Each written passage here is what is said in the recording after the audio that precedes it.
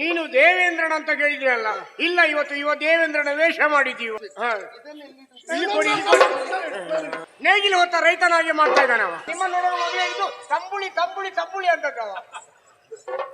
ಸ್ವಾಮಿ, ಎಣ್ಣೆ ಹಾಕಬೇಡಿ, ಹೊತ್ತುತ್ತಾ ಉಂಟಲ್ಲ. ಯಾಕೆ ಸಿಟ್ಟು ಬಂದಾಗ ಏನಾದ್ರೂ ಹೇಳಿ ಹೋಗ್ತದೆ.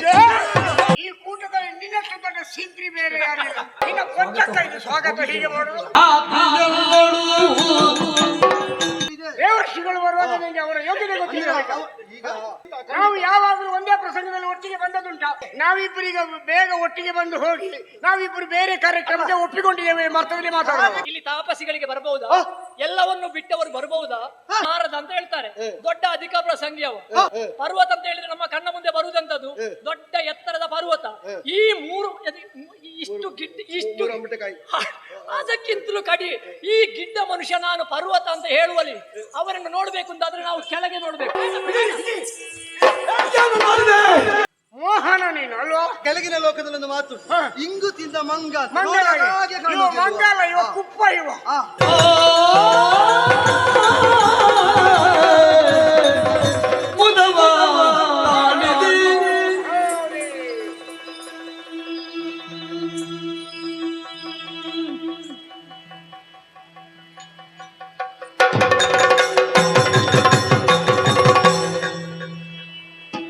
ಶಂಭೋ ಮಹಾದೇವ.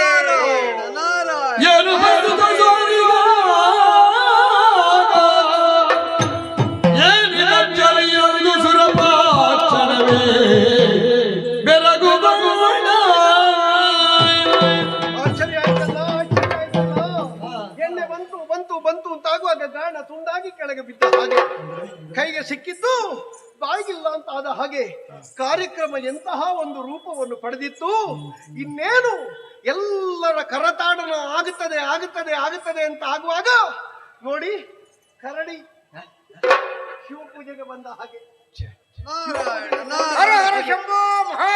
ಒಬ್ಬರು ಸರ್ವಸಂಗ ಪರಿತ್ಯಾಗಿಗಳಂತಹ ನಾರದ ಮಹರ್ಷಿಗಳು, ಇನ್ನೊಬ್ಬರು ಎಲ್ಲ ಬಿಟ್ಟ ಪರ್ವತ ಮಹರ್ಷಿಗಳು.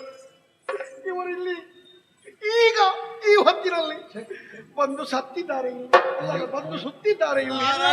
ಹೀಗೆ ಮಾಡಿದ್ದಾರೆ ಚಪ್ಪಾಳೆಗೆ. ಹೌದು, ಇನ್ನು ತಿರುಗಿ ಸಿಡಿಬೇಕು. ಬನ್ಮತ, ನಾನು ಮಾತಾಡಿದ್ದೇನೆ. ಏನು ಬರುವುದು ಸ್ವಾಮಿ ಮೌನಿಗಳ ಸಾರಿ ಆನಂದದಿ ಮಗಿ ಕಳೆಯ ಸ್ವಾಮಿ. ಏನು ಬರುವುದು ಸ್ವಾಮಿ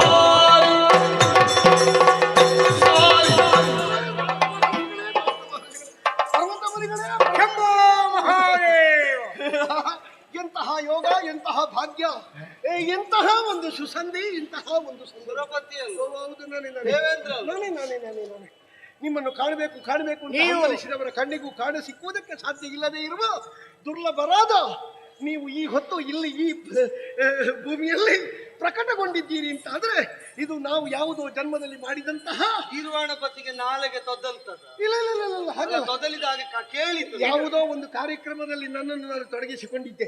ಪಕ್ಕನೆ ಅನಿರೀಕ್ಷಿತವಾಗಿ ಬಂದು ನಿಂತಿರುವಂತಹ ಇದನ್ನು ಎದುರಿಸುವುದು ಹೇಗೆ, ಇದನ್ನು ನಾನು ಸ್ವಾಗತಿಸುವುದು ಹೇಗೆ ಎನ್ನುವ ಒಂದು ತಡವರಿಕೆಯಲ್ಲಿ ಏನೋ ನಾಲಿಗೆ ತೊದಲಿರಬಹುದು.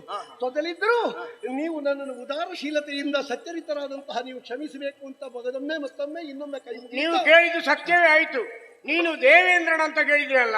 ಇಲ್ಲ, ಇವತ್ತು ದೇವೇಂದ್ರನ ವೇಷ ಮಾಡಿದ್ದೀವ. ಸ್ವಾಮಿ, ನಿಮಗಿಬ್ಬರಿಗೂ ಒಟ್ಟಿಗೆ ಸ್ವಾಗತ ಸ್ವಾಗತ ಸ್ವಾಗತ. ಪರ್ವತ ಮುನೆ, ನೀವು ಮಾಡಿದ ನಮಸ್ಕಾರಕ್ಕೆ ಸ್ವಾಗತಕ್ಕೆ ಹೌದು ಒಂದು ಆಶೀರ್ವಾದವನ್ನು, ಒಂದು ಪ್ರತಿಕ್ರಿಯೆಯನ್ನು ತೋರಿಸಬೇಕು. ನೀನು ಹಿಡ್ಕೊಳ್ಳಿ. ಸುರಪತಿ ಗರ್ವ ಗರ್ವ ಏನು ಏನು ಗರ್ವ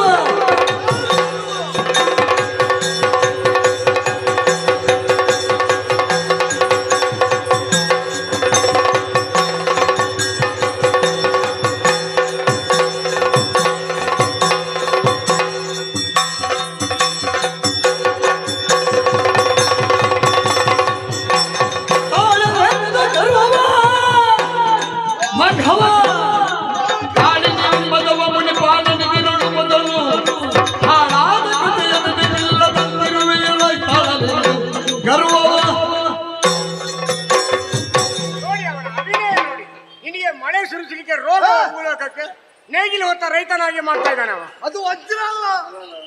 ತಂಬೂರ ತಂಬೂರ ಮಹತಿ ಮಹತಿ ತಂಬೂರ ವೀಣೆ ವೀಣೆ ವೀಣೆ ವೀಣೆ. ಅವನಿಗೆ ತಂಬೂರ ವೀಣೆ ಯಾವುದಂತ ಅವ ಮೊದಲೇ ಹೇಳಿದ್ದಾನೆ. ಗೀತಗೋಷ್ಠಿಯಲ್ಲಿ ಹೌದು. ನರ್ತನ ಗಾಯನದಲ್ಲಿ ನಿನಗೆ ತಂಬೂರ ಯಾವುದು ವೀಣೆ ಯಾವುದು ಅಂತ ಅವ ಗೊತ್ತಾಗ್ತದೆ. ಅದೆಲ್ಲ ಹೇಳಿದ್ದು. ಇವತ್ತೇ ನಿನಗೆ ನಿಮ್ಮನ್ನು ಇಂಥದ್ದು ನೋಡುವಾಗ ಆದದ್ದಿತ್ತು. ನಿಮ್ಮ ನೋಡುವ ಮೊದಲೇ ಇದು ತಂಬುಳಿ ತಂಬುಳಿ ತಂಬುಳಿ ಅಂತದ್ದವ. ಸ್ವಾಮಿ ಎಣ್ಣೆ ಹಾಕಬೇಡಿ, ಹೊತ್ತುತ್ತಾ ಉಂಟಲ್ಲ, ಯಾಕೆ ಸುಮ್ಮನೆ ಎಣ್ಣೆ ಎಣ್ಣೆ ಅವ ಹಾಕುದಿಲ್ಲ. ಋಷಿಗಳು ಮುನಿಗಳು ಅಂದ್ರೆ ಎಣ್ಣೆ ಇಲ್ಲದೆ ಉರಿಯಬಲ್ಲ ದೀಪಗಳೇನು? ಹೌದು, ಬತ್ತಿ ನಾವು ನೀರಲ್ಲೇ ಉಳಿಸಬಲ್ಲೆವು. ಬತ್ತಿ ನೀನು, ದೀಪ ದೀಪ ದೀಪ ದೀಪ ದೀಪ ಬೆಳಕು ಒಂದೇ ನಾನು. ದೀಪ ಬೆಳಕು ಹಾ. ಬೆಳಕು ಬೆಳಕು. ಅದು ಲೋಕವನ್ನು ಬೆಳಗಿಸಬಲ್ಲ ಬೆಳಕು. ಗೊತ್ತಾಯ್ತಾ? ನಾವು ಬಂದು ಸ್ತಂಭದ ಹಾಗೆ ನಿಂತು ಹೊತ್ತೆಷ್ಟಾಯ್ತು ಗೊತ್ತುಂಟು? ಗೊತ್ತಾಯ್ತಾ? ಒಂದು ಋಷಿಗಳು ಮುನಿಗಳು ಬಂದಾಗ ಅವರ ಯೋಗ್ಯತೆ ಏನು? ಅವರು ಬೇಕು ಅಂತಂದಲ್ಲಿ ಬರುವುದಿಲ್ಲ, ಬೇಡ ಅಂದಲ್ಲಿಗೆ ಹೋಗದಿರುವುದಿಲ್ಲ, ಸ್ವೇಚ್ಛಾಗಮನ ಸಂಚಾರಿಗಳಾದಂತಹ ನಾವು ಬರುವುದನ್ನು ಭೂಮಿಯ ಭಾಗ್ಯ ಅಂತ ತಿಳಿಯುವಂತಹ ಪುಣ್ಯಾತ್ಮರು ಎಷ್ಟು ಮಂದಿ ಇದ್ದಾರೆ ಬಲ್ಲೆ? ಅಷ್ಟಿರುವಾಗ ನಾವು ಬಂದು ಇಷ್ಟು ಹೊತ್ತಾಯ್ತು, ನಿನ್ನ ನರ್ತನ ನಿಲ್ಲುವುದಿಲ್ಲ, ಗಾಯನ ಸ್ತಬ್ಧ ಆಗುವುದಿಲ್ಲ, ನಿನ್ನ ಲಹರಿ ಏರಿದಂತಹ ಸ್ಥಿತಿ ಕೆಳಗಿಳಿದು ಬರುವುದಿಲ್ಲ. ನೀ ಏರಿ ಕಳ್ಕೊಂಡದ್ದು ನೀರು ಮರೆತಿರಬಹುದು, ಲೋಕ ಮರೆಯಲಿಲ್ಲ, ನಾವು ಋಷಿಮುನಿಗಳು ಮರೆಯಲಿಲ್ಲ. ದುರ್ವಾಸರು ಬಂದ್ರು ಒಮ್ಮೆ, ಆಗ ಇದೇ ನಂದನದಲ್ಲಿ ವಿಹರಿಸ್ತಾ ಇದ್ಯಾ? ಸವಾರಿ ಸವಾರಿ ಜಂಬೋ ಸವಾರಿ. ಚೌದತ್ತಿಯಲ್ಲಿ ಏರಿದ್ಯಾ? ನಿನ್ನ ಕೈಗೆ ಏನು ಕೊಟ್ರು ಅವರು? ಮಂದಾರ ಮಾಲಿಕೆ. ನೀನೇನು ಮಾಡಿದೆ? ನಾನು ಆನೆ ಕೈಗೆ ಕೊಟ್ಟೆ, ಆನೆ ಏನು ಮಾಡಿತ್ತು? ಕಾಲಡಿಗೆ ಹಾಕಿ ಹುಸಿ ಪರಿಣಾಮವಾಗಿ ಏನೆದ್ದಿತ್ತು? ಶಾಪ, ಏನು ಅಂತ? ಸಂಪತ್ತು ಸರದಿ ಪಾಲಾಗಲಿ ಅಂತ. ನೀನು ಸಂಪಾದಿಸಿದ್ದಲ್ಲ, ಅಲ್ಲ, ಮೂರು ಲೋಕದ ಭೋಗದ ರೂಪದಲ್ಲಿ ಭಾಗ್ಯದ ರೂಪದಲ್ಲಿ ಸುರಪನ ವಶವರ್ತಿಯಾಗಿದ್ದ ಸರ್ವ ಸಂಪದಗಳು ಶರದಿ ಪಾಲಾಗುವುದಕ್ಕೆ ಋಷಿಯನ್ನು ಮುನಿಯನ್ನು ಉಪೇಕ್ಷಿಸಿದ, ಅಹಂಕಾರಿಯಾಗಿ ವರ್ತಿಸಿದ ಒಂದು ಪ್ರಕರಣ. ನೀ 100 ವರ್ಷ ಮಾಡಿದಂತಹ ಸ್ವರ್ಗದ 100 ವರ್ಷದಲ್ಲಿ ಮಾಡಿದ ಸುಕೃತ್ಯದ ಪುಣ್ಯ ಏನುಂಟು, ಅಥವಾ ಅದನ್ನು ಹೊಂದುವುದಕ್ಕೆ ನೀ ಗಳಿಸಿದ ಪುಣ್ಯ ಭಾರ ಏನುಂಟು, ಅದೆಲ್ಲ ಸೂರ್ಯ ಹೋಗುವುದಕ್ಕೆ ಏನು ಸಾಕಾಯಿತು? ಒಂದು ಶಾಪ. ಕಾರಣ ಆದದ್ದೇನು? ಅಹಂಕಾರ. ಅದು ಗೊತ್ತಿದ್ದು ನಾವು ಬಂದಾಗ ಅಲ್ಲಿಂದಲೇ ನೀನು ಬಾಯಲ್ಲಿ ಪಿರಿ ಪಿರಿ ಪಿರಿ ಪಿರಿ ಹೇಳ್ತಾ ಬಂದದ್ದು ನನಗೆ ಅದು ಕಿವುಡು ಅಂತ ಭಾವಿಸಿದ್ಯಾ? ನನಗೆ ಇವುಗಳು ಯಾಕೆ ಬಂದು ಸತ್ತವ ಅಂತ ಯಾರ ಬಗ್ಗೆ ಹೇಳಿದ್ದು? ಯಾರ ಬಗ್ಗೆ ಹೇಳಿದ್ದಾರೆ? ಇವುಗಳು ಯಾಕೆ ಬಂದು ಸತ್ತವ ಅಲ್ವಾ? ಸತ್ತವು. ಕಂಡದ್ದನ್ನು ಅಮೃತ ದರ್ಶನ ಅಂತ ಭಾವಿಸುವುದು ಇಲ್ಲ. ನನಗೆ ಸಿಟ್ಟು ಬಂದಾಗ ಏನಾದ್ರು ಹೇಳಿ ಹೋಗ್ತದೆ. ಸುರೆಯ ಸಂತ ಸ್ವರ್ಗದ ಸಂಪರ್ಕವ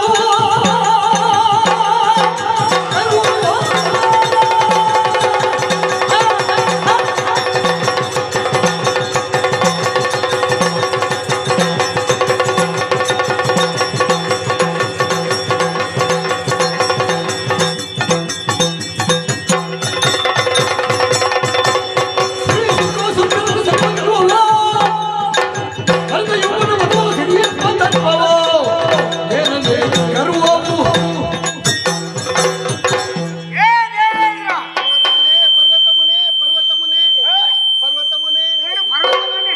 ಅಲ್ಲ ಪರ್ವತ ಮನೆಯ? ಅಲ್ಲ ಹೇಳು. ಪರ್ವತ ಮುನಿ ಹಾ. ಅದು ಏಕವಚನ ಆಗ್ತದೆ. ಹಾ. ಪರ್ವತ ಮುನಿ ಹಾ. ಅದು ಬಹುವಚನ. ನಿನ್ನ ಮೊನೆ ಅಲ್ವಾ? ನಿನ್ನ ಮೊನೆಯನ್ನು ತುಂಡು ಅದು ಮಾಡ್ತೀನಿ. ನಿಜವಾಗಿ ಸಂಬೋಧನೆ ಸರಿ ಉಂಟು, ಆದರೆ ಈ ಬಾರಿ ಅವ ಹೇಳಿದ್ದು ಮಾತ್ರ ಒಳಗಿನಿಂದ ಬೇರೆ ಅರ್ಥ ಇತ್ತು. ನಿಜವಾಗಿ ಸರಿ ಉಂಟು. ಒಳಗೆ ಬೇರೆ ಇಲ್ಲ, ಒಂದೇ ಅರ್ಥ ಇಲ್ಲ. ಎಂತದಂತ ಅರ್ಥ? ಅನರ್ಥ ಮಾಡ್ಲಿಕ್ಕಿದ್ದವ ಅವ. ಹೌದು, ನೀನು ಈ ಕೂಟದಲ್ಲಿ ನಿನ್ನಷ್ಟು ದೊಡ್ಡ ಸಿಂತ್ರಿ ಬೇರೆ ಯಾರಿಲ್ಲ. ನೀನು ಸಿಂತ್ರಿ ಅಧಿಷ್ಠಾತ್ರ ದೇವತೆ. ನೀನು ಏನು ನಮ್ಮನ್ನು ಬಂದಿರೇ ನೀನೇನು ದಾರಿ ತೋರಿಸೋಣ ನಮಗೆ? ನೀನೇನು ದಾರಿ ಸ್ವಾಗತ ಸ್ವಾಗತ ಕಾರ್ಯಕ್ರಮಕ್ಕೆ ಒಳಗೆ ಹೋಗ್ಬೇಕು. ನಿನ್ನ ಕೊಂಚಕ್ಕ ಇದು ಸ್ವಾಗತ ಹೀಗೆ ಮಾಡೋದು? ಏನು ನಮ್ಮನ್ನು ಅಷ್ಟು ತಾತ್ಸಾರ ಮಾಡ್ತಾ ಇದ್ದ? ಸಪ್ತ ಋಷಿಗಳ ಕೃಪಾ ಕಟಾಕ್ಷರಿಂದ ಈ ಸುರಗದ್ದುಗೆ ನಡೆದವು ನೀವು. ಅಂತಹ ಯೋಗ್ಯತೆ ಉಳ್ಳಂತ ನಮ್ಮನ್ನು ಬಂದು ನೀವು ಬರ್ತೀರಿ ಮಾಡಿಕೊಂಡು ಬಂದು ಸತ್ತವಲ್ಲ. ಏನು ನಾವು ಸತ್ತದ್ದು? ನಾವು ಸತ್ತ ಋಷಿಮುನಿಗಳ ಯೋಗ್ಯತೆ ಏನು ಅಂತ ಹೇಳು. ಏನು ಋಷಿಮುನಿಗಳ ಯೋಗ್ಯತೆ ಏನು ಗೊತ್ತಿರೋದಿಲ್ಲ. ಹಾ. ಅಂತಹ ಋಷಿಗಳನ್ನು ನೀನು ಅಪಮಾನ ಮಾಡಿದ ನೀನು ಏತಗೆ ಮನದೊಳು ಖಾತಿಯಲ್ಲೊಳು ಗುರುನಾಥನೇ ಮರಳಿಸಿ ದಯೆಯಿರಿಸಿ ಪ್ರೀತಿ ನಿಮಗೆ ನಾನಾ ವಿದ್ಯೆಗೈವ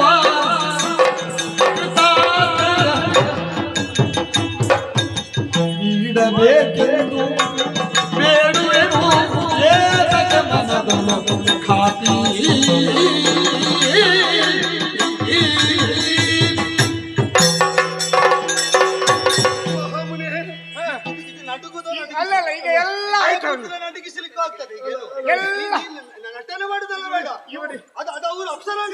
ನೀನೆಂತ ಲೆಕ್ಕ ಮಾಡು ಇವನಿಗೆ ಎಲ್ಲ ಆಯ್ತು ಈಗ ಇನ್ನೀಗ ದರ್ಶನಕ್ಕೆ ಶುರು ಮಾಡಿದ್ದೇವೆ ಬಲದ ಕೈಯಲ್ಲಿ ಹಿಡ್ಕೊಂಡ್ರು ಬಲದ ಕೈಯಲ್ಲಿ ನಿನಗೆ ನರ ದೌರ್ಬಲ್ಯ ಉಂಟು ಈಗ. ದೌರ್ಬಲ್ಯ ಅಲ್ಲ. ಅಷ್ಟು ಜನ ಹೆಣ್ಮಕ್ಳನ್ನು ಕರ್ಕೊಂಡ್ ಬಂದಿದ್ಯಲ್ಲ, ನರ ದೌರ್ಬಲ್ಯ ನಿನಗೆ.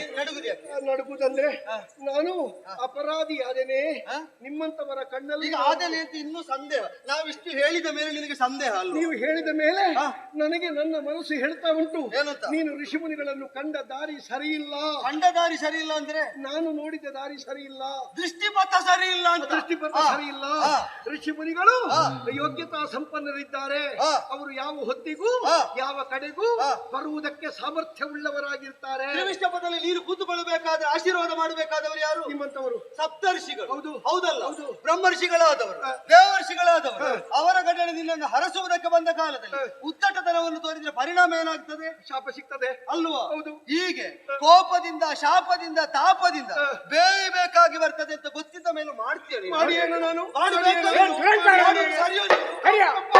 ಸರಿಯಾ? ಸರಿಯಾ ಹೇಳು. ತಪ್ಪಲ್ವಾ? ಯಾರು ಬೈಗಳು? ಓಕೆ, ನಾರಿ ಬಿಡು. ಇಂಥ ದೇವರ್ಷಿಗಳು ಬರುವಾಗ ನಾನು ಅದನ್ನೇ ಅಲ್ವ ಹೇಳಿದ್ದು. ಸಂಬಂಧದಲ್ಲಿ ನಾನು ನಾರದ, ನೀ ಪರ್ವತ ಇರ್ಬೋದು. ಹೌದು. ನಾನು ಮಾವ, ನೀನು ಅಳಿಯ. ಅಳಿಯ ಸಂಬಂಧದಿಂದ ಹೌದು. ಆ ಕಾರಣದಿಂದ ನನ್ನನ್ನೇನು ಹೇಳಿದೆ? ದೇವರ್ಷಿಗಳು ಬರುವಾಗ ನಿಮಗೆ ಅವರ ಯೋಗ್ಯತೆ ಗೊತ್ತಿಲ್ಲ. ಈಗ ಬ್ರಹ್ಮರ್ಷಿಗಳಿಗೆ ಆದ ಜ್ಞಾನದಲ್ಲೂ ಕರ್ಮದಲ್ಲೂ ಸಮಾನ ಅಧಿಕಾರ ಉಂಟು. ಜ್ಞಾನ ಮಾರ್ಗಾವಲಂಬನೆಯನ್ನು ಮಾತ್ರ ಮಾಡಿದವರನ್ನು ದೇವರ್ಷಿಗಳು ಅಂತ ಕರೆಯುವುದು. ದೇವವರ್ಗಕ್ಕೆ ಪೂರಕವಾಗುವವರು ಅಲ್ವಾ? ದೇವ ಮಾರ್ಗದಲ್ಲೇ ಇರುವವರು. ಈಗ ನನ್ನ ಪಥ ಬೇರೆ ಇರಬಹುದು, ಪಂಥ ಬೇರೆ ಇರಬಹುದು, ಆರಾಧ್ಯ ಮೂರ್ತಿ ಬೇರೆ ಇರಬಹುದು. ನನಗೆ ಸಂಬಂಧಿಯೇ ಆದರು ಅವನ ಪಥ, ಪಂಥ, ಆರಾಧ್ಯ ಮೂರ್ತಿ ಬೇರೆ ಇರಬಹುದು. ಆದ್ರೆ ನಾವಿಬ್ಬರು ಲೋಕಹಿತೇಚ್ಛುಗಳಾಗಿ, ಕಲ್ಯಾಣಕಾಮಿಗಳಾಗಿ, ಲೋಕಕ್ಕೆ ಒಳಿತನ್ನು ಬಯಸ್ತಾ ನಮ್ಮದ್ದಾದ ಸಂಪಾದನೆಯನ್ನು ವಿನಿಯೋಗಿಸುವರು. ಹೌದಲ್ವ? ಹೌದಲ್ವ? ಇಷ್ಟು ಗೊತ್ತಿದ್ದ ನೀನು ನಿಮಗೆ ಬೇಕಾಗಿ ಇದು ತನಕ ನೀವು ಸಂಪಾದನೆ ಮಾಡಿ ನಾವು ನಮಗೆ ಬೇಕಾಗಿ ಸಂಪಾದನೆ ಮಾಡಿಲ್ಲ. ಇಲ್ಲ. ಬೇರೆಯವರಿಗೆ ಬೇಕಾಗಿ ಪರೋಪಕಾರಾರ್ಥಾಯೇ ಇದವು ಶರೀರ. ಹೌದಯ್ಯ. ನಮ್ಮಲ್ಲಿದ್ದದ್ದು ನಿನಗೆ ಖಂಡಿತ ನಾವು ಯಾವಾಗಲೂ ಒಂದೇ ಪ್ರಸಂಗದಲ್ಲಿ ಒಟ್ಟಿಗೆ ಬಂದದುಂಟ, ಕಡಿಮೆ. ಒಟ್ಟಿಗೆ ಬಂದುಂಟ. ಹಾಗಾದ್ರೆ ಇವತ್ತು ನಾವು ಒಟ್ಟಿಗೆ ಬಂದಿದ್ದೇವೆ ಅಂತ ಹೇಳಿ ನಮಗೆ ಬೇರೆ ಕಾರ್ಯಕ್ರಮ ನಮಗೆ ನಾವು ಒಟ್ಟಿಗೆ ಬರಲಿಲ್ಲ ಎಂಬುದರಿಂದ ನಾವು ಒಟ್ಟಿಗೆ ಇಲ್ಲ ಅಂತ ಅರ್ಥ. ನಾವು ಒಟ್ಟಿಗೆ ಇದ್ದವರು ಬೇಕಾದಾಗ ಮಾತ್ರ ಕಾಣಿಸಿಕೊಳ್ಳುವುದು ತಾತ್ಪರ್ಯ. ಹೌದಾ? ಇವತ್ತೊಂದು ಸಂದರ್ಭ ಬಂತು, ಮಹೇಂದ್ರನಿಗೊಂದು ವಿಶೇಷ ಆಶೀರ್ವಾದ ಮಾಡು, ಅವನ ವೈಭವಕ್ಕೊಂದು ಅತ್ಯುನ್ನತಿಯನ್ನು ತಂದುಕೊಡುವ ಈ ಆಶಯದಿಂದ ಬಂದು ನಿನಗೆ ಇವತ್ತು ತಿಳ್ಕೊಳ್ಳೋದು ಬೇರೆ.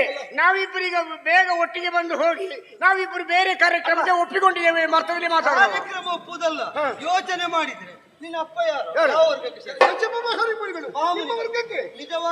ನಿಜವಾಗಿ ಹೇಳಿದ್ರೆ ಇವತ್ತು ಏನೋ ಒಂದು ಯೋಗ ನಿನಗೆ ಕಿರೀಟ, ಆಭರಣ ಇದೆಲ್ಲ ಸಿಕ್ಕಿದೆ. ಇದಲ್ಲದಿದ್ರೆ ನೀನು ಹೀಗೆ ಅಲ್ವ ಇರಬೇಕು? ಒಂದು ಋಷಿಯ ಮಗನಾಗಿ ನೀನು ಇರಬೇಕಿತ್ತು, ಋಷಿಯಾಗಿರ್ಬೇಕು. ಆದರೆ ಪುಣ್ಯಾತ್ಮನಾದಂತಹ ನೀನು ಪೂರ್ವಜರ ಸುಕೃತ ವಿಶೇಷದಿಂದ, ನಿನ್ನ ಜನ್ಮಾಂತರದ ಸುಕೃತದಿಂದ ಸಿಕ್ಕಿದ ಈ ಸ್ಥಾನ ಉಳಿಸಿಕೊಳ್ಳುವುದಕ್ಕೆ ಪ್ರಾಮಾಣಿಕ ಆಗಿ, ವಿನೀತನಾಗಿ, ವಿಧೇಯನಾಗಿ ಗುರು ಶುಶ್ರೂಷೆ ಮಾಡ್ತಾ ಶ್ರಮಿಸಬೇಕಾ ಬೇಡ? ಹೇಳಿದ್ದಕ್ಕೆಲ್ಲ ಹೌದು ಅಂತ ಹೇಳು. ಸ್ವಲ್ಪ ಪಶ್ಚಾತ್ತಾಪ ನಾಟಕ ಬೆಕ್ಕು ಬೆಕ್ಕು ಬೆಕ್ಕು ಬೆಕ್ಕು ಅಂತ ಒಂದು ವೇಳೆ ನೀವು ಬಂದದ್ದನ್ನು ನಾನು ಅವಗಣಿಸಿದ್ದೇನೆ ಎಂದು ನನಗೂ ಗೊತ್ತಿಲ್ಲ. ನಾನು ಕಾರ್ಯಕ್ರಮದಲ್ಲಿದ್ದೆ, ಎಲ್ಲ ಕುಣಿತಾ ಇರುವಾಗ ನಾನು ಮೈ ಮರೆತಿದ್ದೆ. ನೀವು ಬಂದಿದ್ದೀರಿ ಎನ್ನುವುದು ನನಗೆ ಸ್ವಲ್ಪ ತಡ ಆಗಿಯೇ ಗೊತ್ತಾದದ್ದು. ಬಿಟ್ಟ ಕಣ್ಣುಗಳಿಂದ ನೋಡ್ತಾ ಇದ್ರು, ಮುಚ್ಚುವುದಕ್ಕೆ ರೆಪ್ಪೆಗಳಿಲ್ಲದೆ ಇದ್ರು ನನ್ನ ಜ್ಞಾನ ಎನ್ನುವುದು ನಿಮ್ಮತ್ತ ಹರಿಯುವಾಗ ಸ್ವಲ್ಪ ತಡ ಆದದ್ದು. ಎಲ್ಲ ಗೊತ್ತಾಯ್ತು ನಮಗೆ. ನೀನು ಹೇಳಿದ ವಿಷಯ ಪ್ರಾಮಾಣಿಕವೋ ಅಪ್ರಾಮಾಣಿಕವೋ ನಮಗೊಂದು ಮಾತು ನನಗೆ ಮಾತಾಡಲಿಕ್ಕೆ ಓ ಪುಣ್ಯಾತ್ಮ, ಏತಕ್ಕೆ ನಿನಗೆ ಭೀತಿಯು ಸುಮನಸನಾಥನ ಪಾವನ ರಂಗದಳು? ಏತಕ್ಕೆ ಭೀತಿಯು?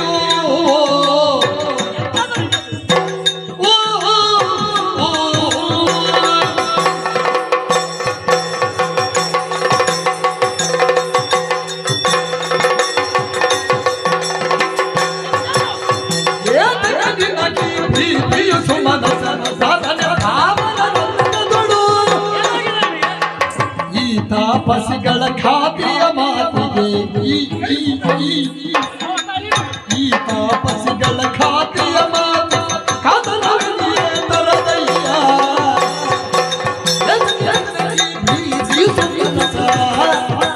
ನಾದನ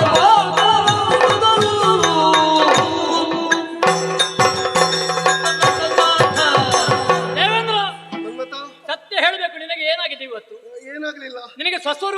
ಗೊತ್ತುಂಟಾ? ಯಾಕಯ್ಯ? ನೀನು ಯಾರು ಅಂತ ಗೊತ್ತುಂಟಾ? ದೇವೇಂದ್ರ. ನಿನ್ನ ಅಧಿಕಾರ ವ್ಯಾಪ್ತಿ ಏನು ಅಂತ ಗೊತ್ತುಂಟಾ? ಮೂರು ಲೋಕದಲ್ಲಿ ಹಿತಚಿಂತಕ. ಹೌದಾ? ಸ್ವರ್ಗ ಮರ್ತ್ಯ ಪಾತಾಳ ಅನ್ನುವಂತ ಮೂರು ಲೋಕದ ಯೋಗಕ್ಷೇಮವನ್ನು ತಿಳಿಯುವವ ನೀನು, ಹೌದಾ ಅಲ್ವಾ? ಇಷ್ಟಪ್ಪ. ತ್ರಿವಿಷ್ಟುಪ ಗದ್ದುಗೆಯನ್ನು ಏರಬೇಕಾದವ ನೀವೇ ಅಲ್ವಾ? ಹೌದು. ನಿನ್ನ ಸಂಪತ್ತಿಗೆ ಏನು ಕಡಿಮೆಯ? ಇಲ್ಲ. ನಿನ್ನಂತ ಶ್ರೀಮಂತರು ಯಾರಿದ್ದಾರೆ? ಯಾರಿದ್ದಾರೆ? ಧೀಮಂತರು ಯಾರಿದ್ದಾರೆ? ಯಾರಿದ್ದಾರೆ? ಹೌದಾ? ಆದ್ರೆ ಇಂಥವರು ಕೊಟ್ಟ ಅಂತಹ ಯೋಗ್ಯತಾವಂತನಾದ ನೀನು ಯಾರಿಗೆ ನಮಸ್ಕಾರ ಮಾಡಬೇಕು, ಹೌದು. ಯಾವ ರೀತಿಯಲ್ಲಿ ಅವರಿಗೆ ಅಭಿವಾದನ ಮಾಡಬೇಕು ಅನ್ನುವುದನ್ನು ಆಲೋಚನೆ ಮಾಡದೆ ಒಟ್ಟಿನಲ್ಲಿ ಕಾಲಿಗೆ ಬೀಳುವುದು ಕಾಷಾಯ ವಸ್ತ್ರ ಅವನಂತವ್ರು ಹೇಳುವಾಗ ಆಯ್ತು, ಅವ ಹೇಳಿ ನಿನಗೆ ಗೊತ್ತಾಗಬೇಕು. ಕಾರ್ಯಕ್ರಮ ಯಾರಿಗೆ ನಮಸ್ಕಾರ ಮಾಡಬೇಕು ಅವ ಹೇಳಬೇಕಾಗಬೇಕು. ನಿನ್ನದು ಇಲ್ಲಿ ಅವಸ್ಥೆ ನೋಡು. ಇದು ಕಾರ್ಯಕ್ರಮ ಯಾವುದು ಗೊತ್ತುಂಟು ನನಗೆ? ವಸಂತೋತ್ಸವ. ವಸಂತೋತ್ಸವ. ಹೌದು. ವಸಂತೋತ್ಸವ ಅಂದ್ರೆ ಎಂತದು? ಸಂಭ್ರಮ, ಹೌದು. ವನವಿಹಾರ, ಜಲಕೇಳಿ. ಹೌದು. ಹೌದಾ? ಇಲ್ಲಿಗೆ ಬರುವವರು ಯಾರು? ಸತಿಪತಿಯರು, ಪ್ರೇಮಿಗಳು, ಗಂಡ ಹೆಂಡತಿಯರು ಜೊತೆಯಾಗಿದ್ದುಕೊಂಡು ಒಂದು ರೀತಿಯ ವಿಲಾಸ ಜೀವನವನ್ನು ಅನುಭವಿಸುವುದಕ್ಕಾಗಿ ನಾವು ಬಂದದ್ದು. ಹೌದು. ಇಲ್ಲಿ ತಾಪಸಿಗಳಿಗೆ ಬರಬಹುದಾ? ಎಲ್ಲವನ್ನು ಬಿಟ್ಟವರು ಬರಬಹುದಾ? ಈ ಋಷಿಮುನಿಗಳು ಅಂತ ಹೇಳಿಕೊಂಡು ಬಂದಂತಹ ಇವರು ಎಲ್ಲಿಗೆ ಹೋಗಬೇಕು, ಯಾವ ಕಾರ್ಯಕ್ರಮದಲ್ಲಿ ಭಾಗಿಯಾಗಬೇಕು ಅನ್ನುವುದನ್ನು ಆಲೋಚನೆ ಮಾಡದೆ ಇಲ್ಲಿಗೆ ಬಂದಿದ್ದಾರೆ. ಒಂದು ಧಾರ್ಮಿಕವಾದಂತಹ ಉಪನ್ಯಾಸ ಮಾಡಲಿಕ್ಕೆ ಒಂದು ಧರ್ಮಕ್ಷೇತ್ರದಲ್ಲಿ ದೇವಾಲಯದಲ್ಲಿ ಆಗುವಂತಹ ಒಂದು ಜಾತ್ರಾ ಮಹೋತ್ಸವಕ್ಕೆ ಇಂಥವರು ಬರಬಹುದು. ಇದರಲ್ಲಿ ಜಾತ್ರೆ ಆಗುವುದಲ್ಲ, ಧಾರ್ಮಿಕವಾದ ಕಾರ್ಯಕ್ರಮ ಅಲ್ಲ, ಇದು ವಿಲಾಸಿಗಳು ನಡೆಸುವಂತಹ ವಸಂತೋತ್ಸವ. ಇಲ್ಲಿಗೆ ಬಂದಿದ್ದಾರೆ. ಅವರಿಗೆ ಎಲ್ಲಿಗೆ ಬರಬೇಕನ್ನುವುದು ಗೊತ್ತಿಲ್ಲ. ಅದರಲ್ಲಿ ಬಂದವ ಒಬ್ಬ ಯಾರು? ನಾರದ. ಕರದಲ್ಲಿಗೆ ಬಾರದ, ಗಾನ ವಿಶಾರದ, ಅವನ ವಿಶಾರದ, ಸತ್ಯವನ್ನು ಮೀರದ, ಕೋಪವನ್ನು ತೋರದ ನಾರದ ಅಂತ ಹೇಳ್ತಾರೆ. ದೊಡ್ಡ ಅಧಿಕ ಪ್ರಸಂಗಿಯವ. ಒಂದು ಕಾಲದಲ್ಲಿ ದಕ್ಷ ಬ್ರಹ್ಮ ಸೃಷ್ಟಿ ಮಾಡಿದ ಹರಿಯಶ್ವ ಶಬರಾಶ್ವರಿಗೆ ವೈರಾಗ್ಯವನ್ನು ಬೋಧಿಸಿ ಕಾಡಿಗೆ ಕಳಿಸಿದ್ದಕ್ಕೆ ಆ ದಕ್ಷ ಬ್ರಹ್ಮನೇ ಇವರಿಗೆ ಶಾಪ ಕೊಟ್ಟಿದ್ದಾರೆ, ನಿಂತಲ್ಲಿ ನಿಲ್ಲದೆ ಹೋಗುಂತ.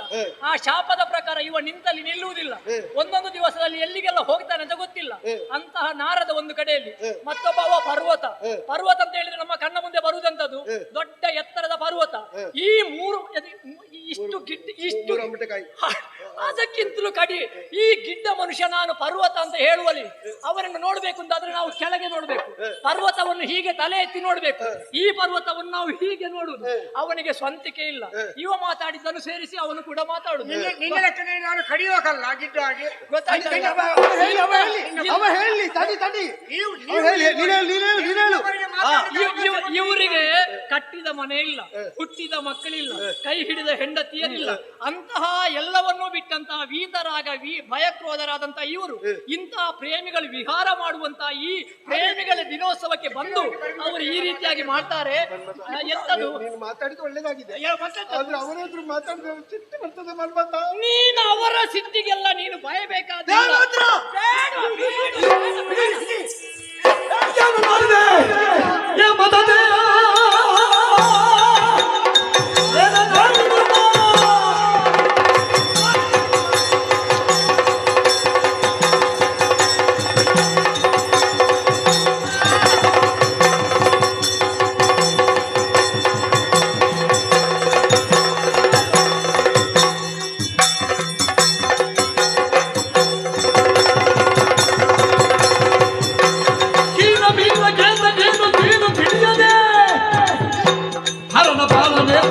ನುರಿದು ಜಗಕ್ಕೆ ಮರಳಿ ಬಂದೆ ಏನಾದ ಆಡಿದೆ.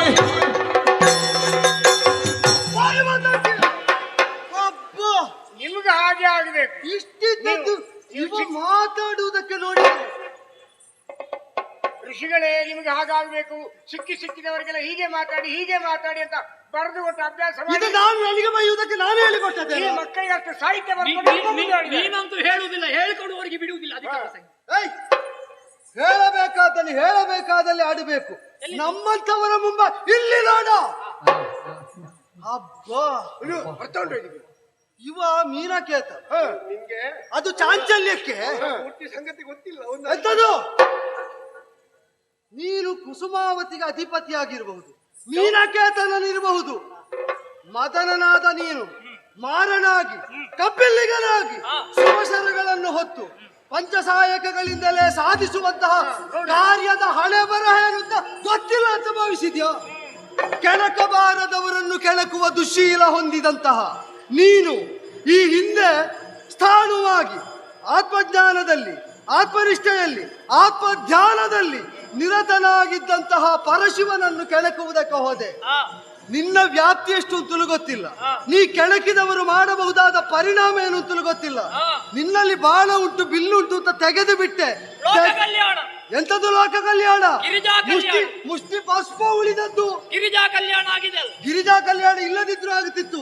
ನಿನ್ನನ್ನು ಉರಿಸಿದ ಮೇಲೆ ಪರಶಿವ ಮದುವೆ ಆಗಿದ್ದಾನೆ ಅಂದ್ರೆ ಅದು ಕಾಮಜನ್ಯವಾದ ವಿವಾಹ ಅಲ್ಲ, ಕಾಮಕ್ಕೆ ಅತೀತವಾದದ್ದು ಅಂತ ಅರ್ಥ. ನೀನದನ್ನು ಕಾಮ ವಿವಶಗೊಳಿಸುವುದಕ್ಕೆ ಪಂಚಸಾಯಕಗಳನ್ನು ತೆಗೆದು ಹೊರಟು ಹಿಡಿ ಭಸ್ಮಾದವ ಹರಿನಿರೂಪ ನಿನ್ನ ಹೆಂಡತಿಯ ಕಣ್ಣೀರಿಗೆ ಅವಳ ಆರ್ದ್ರತೆಗೆ ಮಣಿದ ಲೋಕಪಾಲಕರು ಅನಂಗನಾಗಿ ನಿನಗೊಂದು ಅಸ್ತಿತ್ವವನ್ನು ಕಲ್ಪಿಸಿದರೆ ಹಿಂದಿನ ಬಾರಿ ಭಸ್ಮ ಆಗಿದ್ದಿ, ಈ ಬಾರಿ ಅಶೇಷ ನಾಶ ಆಗುವುದಕ್ಕೆ ಇವನ ಹಣಬರ. ನಿನ್ನ ತಾಯ ತಂದೆ ತಮ್ಮ ಹೊತ್ತು ಹೊರ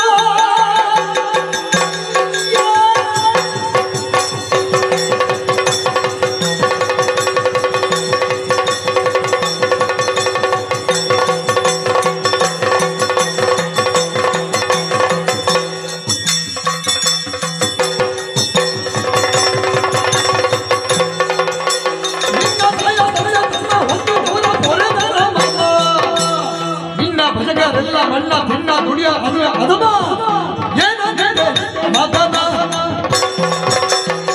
ಏ ಮೋಹನಾಂಗ, ಮೋಹನ ನೀನು ಅಲ್ವಾ? ಮೋಹ ವಿವಶಗೊಳಿಸುವುದಕ್ಕೆ ಹಾಗೆ ಕರೆಯುವುದು. ಹೌದು. ಎಲ್ಲರನ್ನು ಮೋಹಿತರನ್ನಾಗಿಸುವ ಮೋಹನ ಅಂದ್ರೆ ಏನಂತ ಗೊತ್ತುಂಟ? ಮತ್ತೆ ಇವ್ರು ಏನ್ ಹೇಳಿದ್ರು? ಮೋಹನಾದವನು ಅಂತ. ಯಾವುದರಲ್ಲಿ ಮೋಹ ಇಲ್ಲದವ ಮೋಹನ. ಯಾರು ಹೇಳಿದ್ರು? ಇನ್ನೊಬ್ಬರನ್ನು ಮೋಹಿಸುವಂತೆ ಮಾಡುವ ಏ ಮೋಹನ, ನಿನ್ನ ಯೋಗ್ಯತೆ ನನಗೆ ಗೊತ್ತಿಲ್ವಾ? ನೀನು ಯಾರು? ನಿನ್ನ ಬಾಣ ಕೀಡಾದವರು ಹಾ. ಮೋಹ ನಹ ಅಂತ. ನಹ ಅಂದ್ರೆ ನಮ್ಮದು ಅಂತ. ನಮ್ಮದು ಅಂತ. ನಮಗಿಲ್ಲಿ ಇರುವುದೇ ಮೋಹ ಅಂತ ಹೇಳಿ. ಈಗ ನಮ್ಮಿಬ್ಬರ ಬಗ್ಗೆ ನಮ್ಗೆ ನೀನು ಅರ್ಥ ಹೇಳಿಕೊಡುದ? ನಾವೇನು ಮಾತಾಡಿದ ಅರ್ಥ ಕಮ್ಮಿ ತಿಳಿತಾ ಇದ್ದೀರಿ ನೀನು? ಕೋಪ ಬರ್ತದ. ಕೋಪ ಬರದೆ ಮತ್ತೇನು ಬಂದ ನೀನು? ಬಿಟ್ಟವರತ್ತೆ. ಏ ನೀನೇನು ಸಾಮಾನ್ಯದವಳಲ್ಲ. ನಿನಗೆ ಯಾವ ಬಂಧುಗಳ ತಾರತಮ್ಯವಿಲ್ಲ. ಸಂದರ್ಭ ಬಂದಾಗ ಅಣ್ಣ ತಂಗಿಯನ್ನು ಒಟ್ಟು ಮಾಡ್ತೀನಿ ನೀನು, ಮಾವ ಮತ್ತು ಸೊಸೆಯನ್ನು ಒಟ್ಟು ಮಾಡ್ತೀನಿ ನೀನು.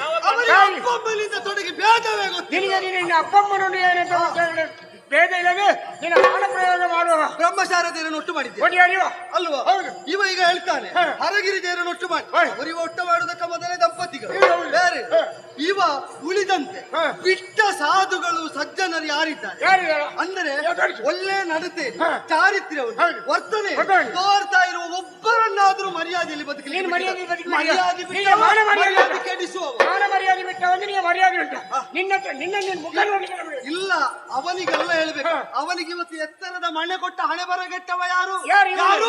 ತಿಳಿದು ನಿನಗೆ ಒಡೆದ ಅಕ್ರಮ ಪೀಠವ. ಅಕ್ರಮ ಪೀಠವ.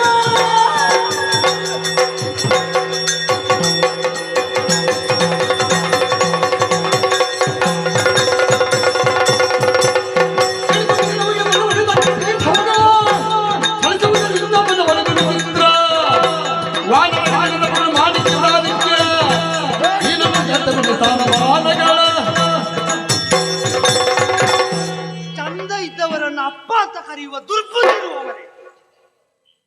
ಹುಟ್ಟಿಗೆ ಕಾರಣವಾದವಲ್ಲ ಅಪ್ಪ. ಹೌದು. ಇವನ ಜಾಯಮಾನ ಅದಲ್ಲ. ಇವನಿಗೆ ಸ್ವಾರ್ಥ ಸಾಧನೆ ಆಗುತ್ತದೆ ಅಂತ ಆದ್ರೆ ಹ. ನೋಡುವುದಕ್ಕೆ ಸುಭಗರಾಗಿ ಕಾಣುವವರು ಯಾರಿದ್ದಾರೆ ಹೌದು. ಅವರನ್ನೇ ಅಪ್ಪ ಅಂತ ಪಟ್ಟ ಕಟ್ಟುತ್ತಾರೆ. ನಾಳೆ ನಿಮ್ಮನ್ನು ಅಪ್ಪ ಅಂತ ಕರೆದ್ರು ಕರೆದ, ನನ್ನನ್ನು ಚಿಕ್ಕಪ್ಪ ಅಂತ ಕರೆದ್ರು ಕರೆದ. ಮೊದಲು ನಾನು ಹೇಳಿದ್ಯಾಕೆ, ನನ್ನನ್ನು ಆ ಸಂಬೋಧನೆಯಿಂದ ಹತ್ತಿರವೂ ಬರಬಾರ್ದವ ಅಂತ. ಅದಕ್ಕೆ ಗಟ್ಟಿ ಮಾಡ್ಕೊಂಡೆ. ಆದ್ದರಿಂದ ಕರೆದದ್ದು. ನೀವು ಒಳ್ಳೆ ಗಟ್ಟಿ ಮಾಡ್ಕೊಳ್ತೀರಿ ಮಾತಿನ ಮೊದಲೇ. ನೀನು ಅವನನ್ನು ಕರೆದು ಅವನಿಗೆ ಅಗ್ರಪೀಠ. ಹಾ. ಯಾರಿಗೆ? ಋಷಿ ಮುನಿಗಳಿಗೆ ಹ. ಪಾದಕ್ಕೆ ನೀರಿಗೆ ಗತಿ ಇಲ್ಲ ಇವನಿಗೆ. ಗತಿ ಇಲ್ಲ ಇವನಿಗೆ. ಈಗ ಇಲ್ಲಿ ಸ್ವರ್ಗಂಗೆ ಹರಿದಾಡುವಂತಹ ಈ ದೇವತಲದಲ್ಲಿ ಹ. ನಮ್ಮ ಕಾಲು ತೊಳೆಯುವುದಕ್ಕೆ ನೀರಿಗೆ ಗತಿ ನೀರಿಲ್ಲ. ಅವನಿಗೆ ಅಗ್ರಪೀಠ. ಆಯ್ತು, ಈಗ ನಮ್ಮಲ್ಲಿ ಇಲ್ಲದದ್ದು ಅವನಲ್ಲಿ ಏನುಂಟು ಅಂತ ಏನುಂಟು? ನಿಮಗೆ ಕಾಣಬಹುದು. ನಿಗ್ರಹ ಅನುಗ್ರಹ ಸಾಮರ್ಥ್ಯವನ್ನು ಹೊಂದಿದಂತಹ ನಾವು ಶಾಪದಿಂದಲೂ ಅನುಗ್ರಹದಿಂದಲೂ ನಿಮ್ಮನ್ನು ಎಲ್ಲಿಗೂ ಏರಿಸಬಲ್ಲೆವು ಇಳಿಸಬಲ್ಲೆವು. ಅವನಿಗೆ ನಮ್ಮಷ್ಟು ಏರಿಸುವುದಕ್ಕಾಗ್ತದ? ನಮ್ಮಷ್ಟು ಇಳಿಸುವುದಕ್ಕಾಗ್ತದೆ? ಉಂಟಾ? ಆಗುವುದಿಲ್ಲ. ಹಾಗಾದ್ರೆ ನಮಗಿಂತ ಹೆಚ್ಚು ಕಂಡದ್ದೇನು? ಹೊರಗಿಂದ ಕಾಣುವಾಗ ಸುಭಗನಂತೆ ಭ್ರಮೆ ಹುಟ್ಟಿಸ್ತಾನೆ. ಹೌದು. ಬಣ್ಣ ಕಪ್ಪು ಹ. ಆದರೂ ಒಂದು ಹೊಳೆಯುವಿಕೆ ಉಂಟು, ಒಂದು ಬೆರಗು ಹುಟ್ಟಿಸ್ತಾನೆ ಅಂತ. ಸೌಂದರ್ಯ ಅಂದ್ರೆ ಚರ್ಮದ ಸೌಂದರ್ಯ ಅಲ್ವೋ, ಬಹಿರಂಗ ಸೌಂದರ್ಯ ಅಲ್ಲ. ನಮ್ಮಷ್ಟು ಬುದ್ಧಿ ಸೌಂದರ್ಯ ಉಂಟು ಅವನಿಗೆ? ಮಾತಾಡು. ನಮ್ಮಷ್ಟು ಮನಸ್ಸಿನ ಸೌಂದರ್ಯ ಉಂಟಾ? ನಮ್ಮಷ್ಟು ಸಂಸ್ಕಾರದ ಸೌಂದರ್ಯ ಉಂಟಾ? ಅಲ್ಲ, ನಮ್ಮಷ್ಟು ಹಿನ್ನೆಲೆಯ ಸೌಂದರ್ಯ ಉಂಟಾ? ನಮ್ಮಷ್ಟು ಕಾರ್ಯದ ಸೌಂದರ್ಯ ಉಂಟಾ? ಅದು ಯಾವುದು ಇಲ್ಲದ ಇವನು ಕಪ್ಪಿ ಮುಸುಡಿನವನು. ಅವನಿಗೆ ಮರ್ಯಾದೆ ಕೊಟ್ಟದ್ದು ಇವನಿಗೆ ಏನು ಅಂತ ಹೇಳಬೇಕು?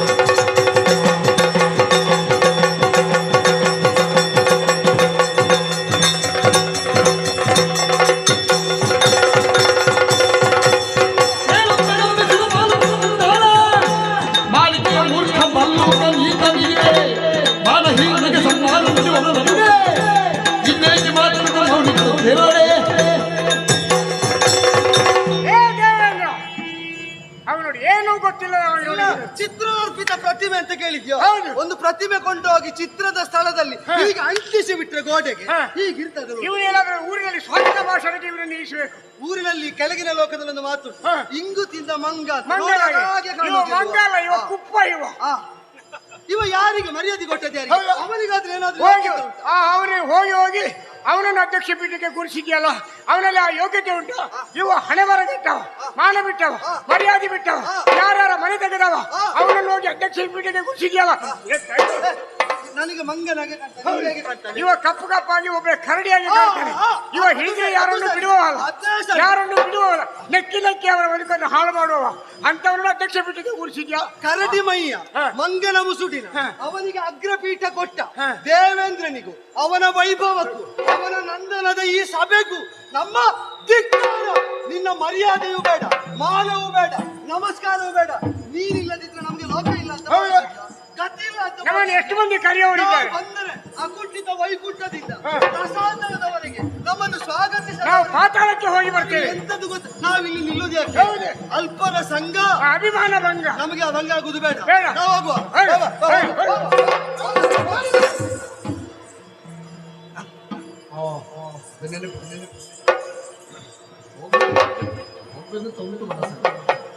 ಮರ್ಯಾದೆ ಹೋಯ್ತು. ಇದರ ಪ್ರಣವದ ಮೂಲಕವಾಗಿ, ಇದರ ನಾದದ ಮೂಲಕವಾಗಿ ಪ್ರಣವ ಪ್ರತಿಪಾದ್ಯನನ್ನು ಎಷ್ಟು ಬಾರಿ ಸ್ತುತಿಸಿದ್ದೇನೆ ಅಂತಿಲ್ಲ. ಸಿಟ್ಟೇರಿದ ಕಾಲದಲ್ಲಿ ಹೋಗುವಾಗ ಇವನ ಕೈಗೆ ಇದನ್ನು ನಿನ್ನ ಕೈಯಲ್ಲಿತ್ತಲ್ಲೋ, ಇಲ್ಲಿ ಇದನ್ನು ಮತ್ತೆ ಶ್ರುತಿಗೂಡಿಸಬೇಕು. ಆಮೇಲೆ ನೀನು ಮುಟ್ಟಿದ್ರಿಂದ ಅದರ ಸ್ವರ ಅಲ್ಲಿ ಕೇಳ್ತಾ ಉಂಟು. ನಮಗೆ ಕನ್ನಡ